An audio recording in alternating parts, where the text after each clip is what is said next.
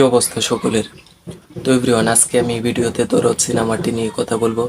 কারণ ইতিমধ্যেই জানি আমরা সেপ্টেম্বর মাসে আসতেছে দরদ সিনেমাটি। আর মাত্র 2 মাস পরই দরদ সিনেমাটি আসতেছে। এইদিকে 15 তারিখ থেকে কথা ছিল।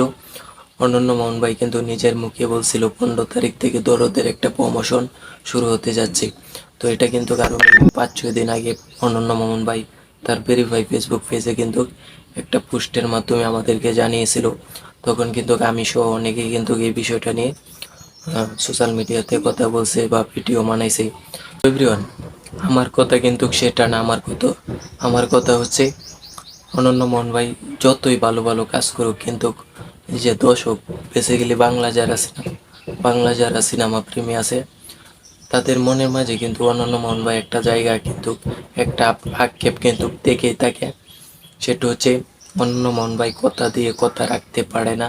এই আক্ষেপটা কিন্তু আমি দেখেছি ম্যাক্সিমাম ওডিএসের ভিতর, কিন্তু এই আক্ষেপটা থেকেই থাকে। কেন আমি জানি না। আসলে কি অনন্য মোহন ভাই কথা দিয়ে কথা রাখতে পারেন না? তো আমার কাছে মনে হয়, যতটুকু আমি জানছি বা ইতিমধ্যে আমি অনন্য মোহন ভাইয়ের কাজের ক্ষেত্রে আমি যতটুকু দেখতে পাচ্ছি, অনন্য মোহন ভাই আমার কাছে মনে হয়েছে কথা দিয়ে, সে যেই কথাটা দিছে হয়তো বা 2 দিন পরে পাইছি, কিন্তু সেই কথাটা আসলে ঠিক পাইছি।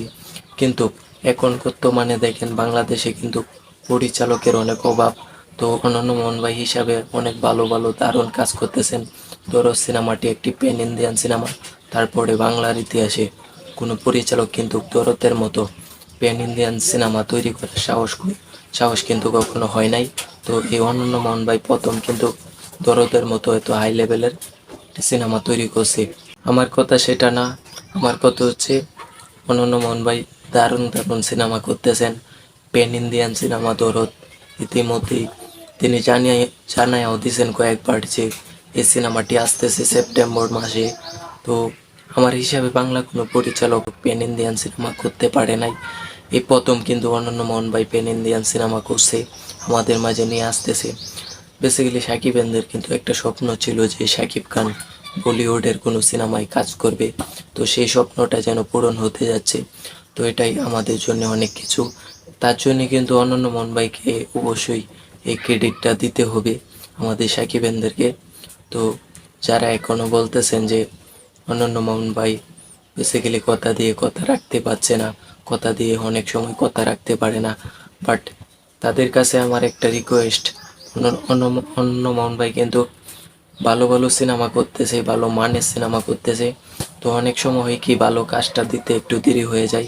যে কারণে আমি এটা বলবো না, ঠিক আছে আপনারা যেটা বলছেন সেটাও কিন্তু ঠিক আছে।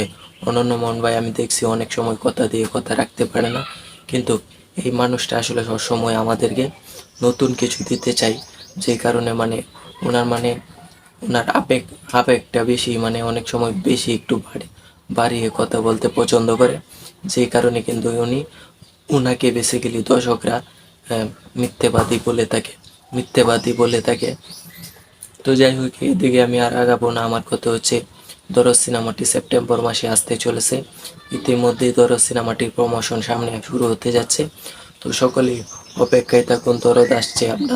দরদ আসছে একসাথে বিশ্বের বিভিন্ন দেশে, একসাথে সারা বিশ্বেতে এক ডেটে কিন্তু মুক্তি পাচ্ছে।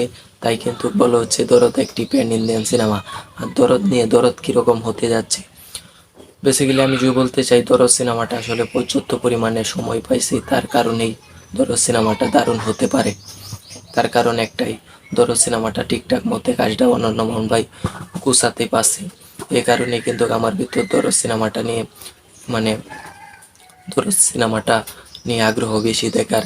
কারণ এই সিনেমাটা এই যে 6টা ভাষায় লিরিক্স দেওয়া হবে, 6টা ভাষাতে তো আর আমরা দেখতে পারবো না। তো আমার কাছে শাকিব খানের প্রথম কোনো প্যান ইন্ডিয়ান সিনেমা, তারপর বলিউডের নায়িকা সোনা সোহান, তো সব কিছু নিয়ে দরদ সিনেমাটার জন্য আমাদের শাকিব খানদের পার্টিতে একটা আগ্রহ তো থাকবেই।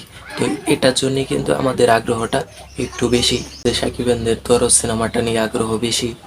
তো এভরিওয়ান, সব কিছুর পরেও দরদ সিনেমাটা যে আসতে চলেছে, এটাই হচ্ছে এখন বর্তমানে আমাদের সাকিব খানদের জন্য সবচেয়ে খুশি সংবাদ। তো এভরিওয়ান, আপনাদের কাছে কেমন লাগছে এই সংবাদটা শোনার পর? তারপর অনন্য মামুন ভাই কি আসলে কথা দিয়ে কথা রাখতে পারে না? অবশ্যই কমেন্ট করে জানিয়ে দিবেন। তো এভরিওয়ান, আরও একটা কথা বলে রাখি, সেটা হচ্ছে আমার ভিডিওর মাধ্যমে অনেক অনেক সাউন্ড এসে গেছে, আমি ইতিমধ্যেই দেখতে পাচ্ছি। তো আমার ঘরে বাসার সাইডে পোলাপানি কিন্তু ফুটবল খেলতেছে, যেই কারণে কিন্তু অনেকটাই বাহিরের আওয়াজ আসতেছে। তো এভরিওয়ান, সকলে ক্ষমার দৃষ্টিতে দেখবেন। আজকের ভিডিওটি এই পর্যন্তই। আমার জন্য দোয়া করবেন। আসি, আল্লাহ হাফেজ।